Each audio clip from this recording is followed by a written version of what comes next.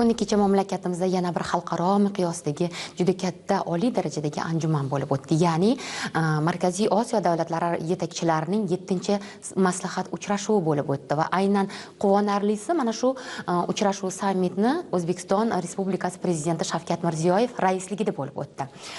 Bugungi kunda hammaga ma'lum, butun dunyoga ma'lum, ya'ni eng yaxshi rivojlanayotgan barcha sohalarda hamkorlikda ishlarni amalga oshirayotgan mintaqalardan biri aynan O'rta Osiyo davlatlari mintaqasi hisoblanadi.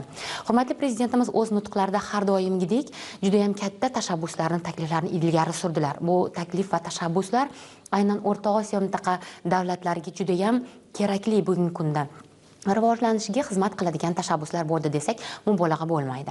Shulardan birinchisi bu aynan mana shu hamkorlikni, do'stona ishonch va yaqin qo'shnichilikni rivojlantirishdagi shartnomalarni asoslantirish huquqiy asoslari va institutsional tizimni yanada rivojlantirishga katta urg'u berib tashabbus qilib surib o'tdilar. Ikkinchi yana bir tashabbuslardan biri bu albatta savdo, iqtisodiy va investitsiyaviy sohani rivojlantirishga urg'u berib o'tdilar. Agar bilsangiz, keyingi 10 yilda mana shu yaqin 10 yilda o'zaro savdo hajmi 10,7 milliard dollarga yetgan. Mana shu mintaqamizdagi investitsiyalarni jalb qilish o'sishi esa 17% ga o'sgan. Buni ham albatta hisobga olishimiz zarur.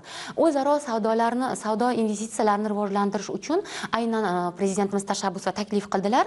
Ya'ni mana shu soliqlarni va bojxona xizmatlarini soddalashtirish, to'siqlarsiz harakat qilish va shundagina biz katta imkoniyatlarga ega bo'lamiz dedilar. Yana bir tashabbuslardan biri bu albatta bugungi kunda juda ham dolzarb bo'lgan iqlim va suv tanqisligiga alohida urg'u berdilar. Aynan bugungi kunda butun dunyoda va O'rta Osiyo mintaqasi davlatlarida ham suv tanqisligi bor. Bu hammamizga ma'lum. Aynan mana shu suv tanqisligini bartaraf etish uchun 2026-2036 yillarda O'rta Osiyoda suvdan oqilona foydalanish 10 yilligi deb e'lon qilishni taklif qildilar. Yana bir ilgari surgan tashabbuslardan biri bu albatta bugungi global ziddiyatlarga to'la davrda, notinch davrda xavfsizlikni va barqarorlikni ta'minlash bo'ldi. Aynan mana shu O'rta Osiyo mamlakatlari o'rtasidagi xavfsizlikni ta'minlash, ekstremizm, terrorizmga qarshi kurashni yanada mustahkamlash orqali yaqin qo'shnichilik, hamkorlik va xavfsizlikni ta'minlash albatta yuzaga kelishi mumkin va shuning uchun ham aynan prezidentimiz mana shu taklifni berdilar. Mana shu sammitdan barcha juda ham mamnun bo'ldi.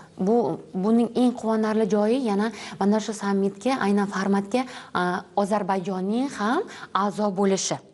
Huquqiy asoslarning bitib qo'yilishi. Bundan ko'rsak bo'ladi, aynan O'rta Osiyo mintaqaviy davlatlarining hamkorligiga boshqalar ham qo'shilishni boshlayapti. Boshqalar ham xohlayaptiki, demak bugungi kunda o'z natijasini bermoqda.